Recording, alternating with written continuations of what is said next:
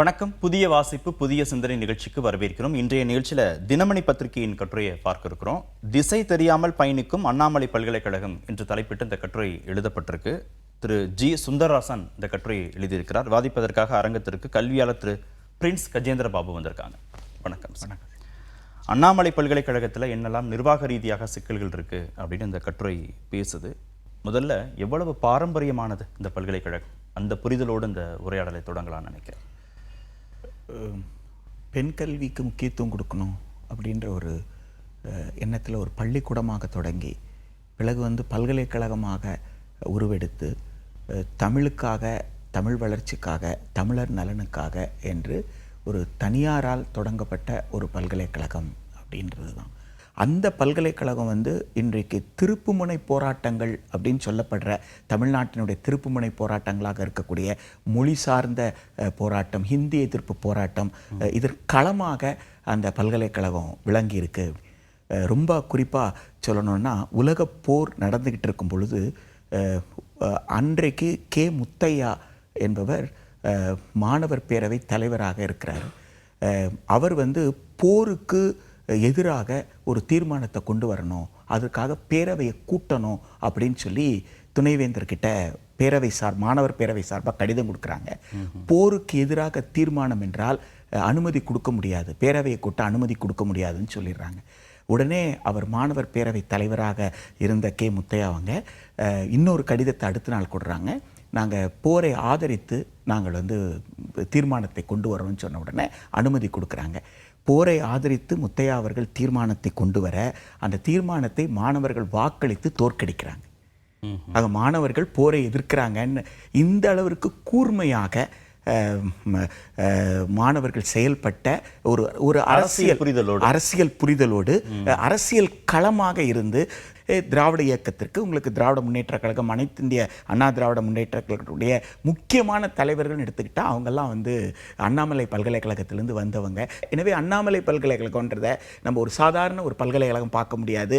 தமிழ் பண்பாட்டோடு கூடிய, தமிழர்களுடைய உணர்வோடு கூடிய ஒரு பல்கலைக்கழகமாக தான் நம்ம அதை பார்க்க முடியும். புதுப்புத்தியில் என்ன புரிதலோடு அணுகப்படும்னா, தனியார் நிர்வாகம் செய்யும் போது கல்வி நிறுவனங்கள் ரொம்ப சிறப்பாக செயல்படும், அரசு தரப்பட்ட இருக்கிற போது தான் சில போதாமைகள் இருக்கும் அப்படிங்கிறது புதுப்புத்தியோடு அணுகப்படக்கூடிய ஒரு விஷயம்.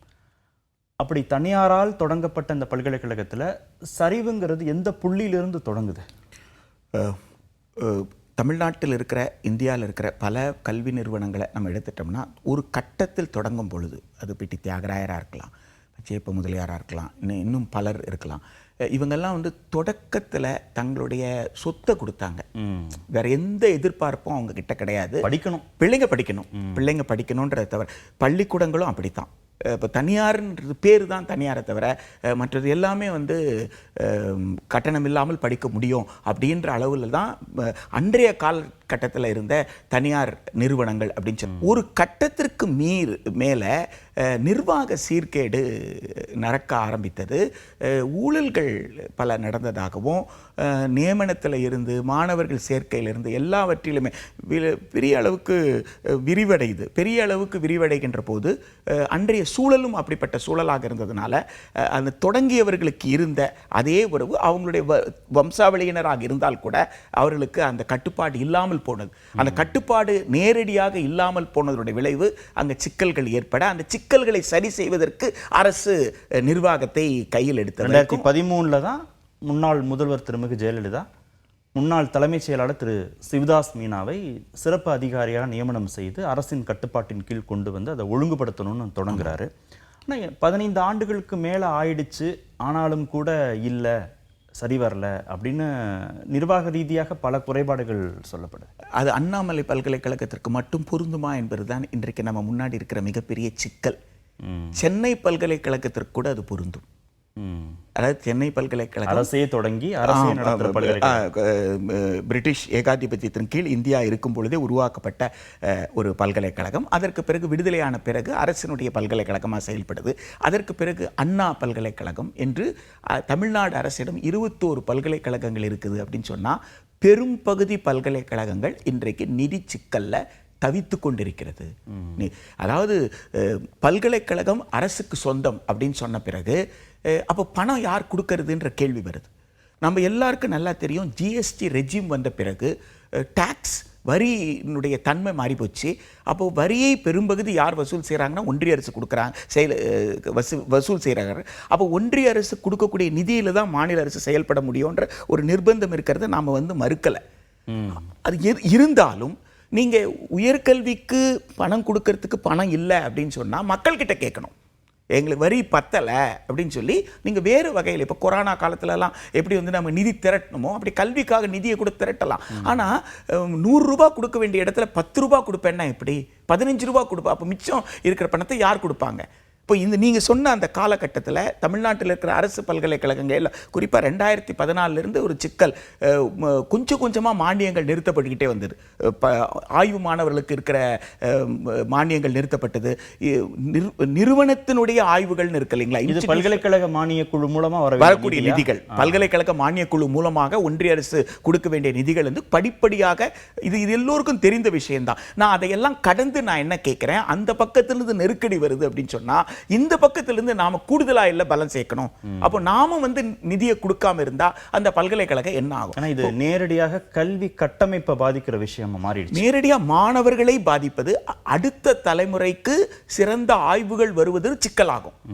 இன்றைக்கு தமிழ்நாட்டில் இருக்கக்கூடிய மிகப்பெரிய அறிஞர்கள் தான் நாசா வரைக்கும் பணியாற்றாங்க தெரியும். இன்னைக்கு இஸ்ரோல இருக்கக்கூடியவங்க பெரிய அளவுக்கு தமிழ்நாட்டினோட பங்களிப்பு இருக்கு. நீங்க இந்தியாவுடைய எந்த தொழில்நுட்ப வளர்ச்சி, அறிவியல் வளர்ச்சி பார்த்தீங்கன்னா அங்க ஒரு தமிழருடைய தமிழ் வழி கல்வியில் அரசு பள்ளியில் படித்த, பல்கலைக்கழகத்தில் படித்த தமிழ்நாட்டோட ப்ராடக்டை நீங்க பார்க்கலாம். அந்த பெருமை இந்த தமிழ்நாட்டுக்கு இருக்கு அப்படின்னு சொன்னா, அப்ப அந்த பெருமையை தக்க வைத்துக் கொள்வதற்கு நாம இன்னும் சற்று அதிக கவனம் செலுத்துவது.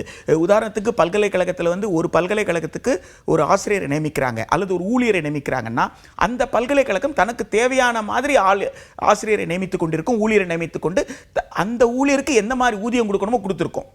இப்ப என்ன செய்யறாங்க, நிதித்துறையில இருந்து லோக்கல் ஃபண்ட் ஆடிட் அனுப்புறாங்க.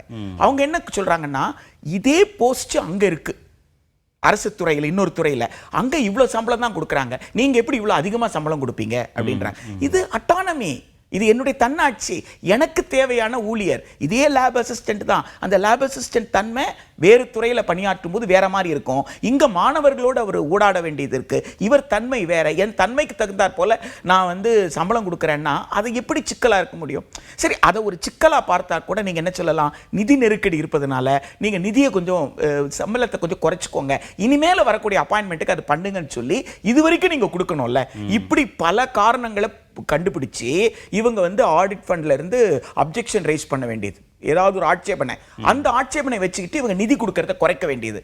இப்போ என்ன நிலைமையில் இருக்குன்னா, நிரந்தர பணியிடத்துல ஆசிரியர்கள் இல்லை, எல்லாமே தற்காலிக ஊழியர். கட்டுரையாளர் சொல்ற முக்கியமான சிக்கல் அது எல்லா பல்கலைக்கழகத்திலுமே. இப்ப அண்ணாமலை பல்கலைக்கழகம் நம்ம எதை சொல்றோமோ, நிறைய பேர் ஓய்வு பெற்று விட்டார்கள், அந்த பணியிடங்கள்ல ஆட்கள் நிரப்பப்படல. நீங்க டிப்ளாய்மெண்ட்னு சொல்லி ஒரு யூனிவர்சிட்டி, அண்ணாமலை யூனிவர்சிட்டில இருந்து டிப்ளாய்மெண்ட் நீங்க எடுத்து போடுறீங்க, அது எதுக்கு நான் கேட்கிறேன். நீங்க அங்க தேவையான எண்ணிக்கைக்கு மேல நிறைய பேராசிரியர்கள், பணியாளர்கள் பணியாற்றினார்கள்ங்கிறதுனால தான் அதுக்கு பணி நிரவல் மூலமாக மற்ற இடங்களுக்கு அதை நகர்த்த. நீங்க மாணவர்கள் எண்ணிக்கை அதிகப்படுத்த வேண்டியது தானே, அதுதானே நியாயமான அணுகுமுறையாக இருக்க முடியும். தேவையின் அடிப்படையில் தான் ஆசிரியர்கள் எடுத்திருப்பாங்க. அங்க ஆசிரியர்கள் உபரியா இருக்கிறாங்கன்னா ஏன் உபரியானாங்க அப்படின்னு கண்டுபிடித்து அதே ஆசிரியர்களுக்கு தேவையான அளவுக்கு கட்டமைப்பு கொடுத்து கூடுதலாக மாணவர்களை சேர்க்க வைத்து விட்டால் உங்களுக்கு இந்த 15 ஆண்டுகள்ல புதியதாக உருவான உயர்கல்வி நிறுவனங்கள் எண்ணிக்கை குறைவு. நீங்க கடந்த பாலிசி நோட் எடுத்து பார்த்தா கூட, உயர்கல்வி நோட் பார்த்தா கூட 1/3 பகுதி தான் அரசு கல்லூரியா இருக்கு. உயர்கல்வியில 2/3 யார் தான் இருக்குன்னு கேட்டீங்கன்னா தனியார் தான் இருக்கு. ஒன்று அரசு உதவி பெறும் அல்லது தனியார். அப்போ மிகப்பெரிய வளர்ச்சி இந்த 15 ஆண்டுகள்ல யார் எண்ணிக்கையில் அதிகமாக இருக்குன்னு கேட்டா தனியார் துறையில பல்கலைக்கழகங்களுடைய கல்லூரிகளுடைய எண்ணிக்கை அதிகமாக இருக்கு. ஆனா அதே காலகட்டத்தில் அரசு கல்லூரிகளுடைய எண்ணிக்கை என்பது பெரிய அளவிற்கு அவங்களுக்கு சமமாக எண்ணிக்கை அதிகரிக்கல. அப்போ நாம அக்கறை செலுத்தலன்னு அர்த்தம். இது எதிர்காலத்தை பாதிக்கும், மாணவர்களை பாதிப்பது, தனிப்பட்ட முறையில் மாணவருடைய கல்வியை பாதிக்குது, மாணவருடைய எதிர்காலத்தை பாதிக்குது ஒரு பக்கம், ஒட்டுமொத்த சமூகத்திற்கு மாநிலத்தின் கல்வி கட்டமைப்பை பாதிக்குது, கட்டமைப்பை சிதைத்திடுன்ற ஒரு மிகப்பெரிய கவலை நமக்கு இருக்கு. நன்றி நிகழ்ச்சியில் பங்கேற்றதற்கு. நன்றி. புதிய வாசிப்பு, புதிய சிந்தனை நிறைவு பெற்றது.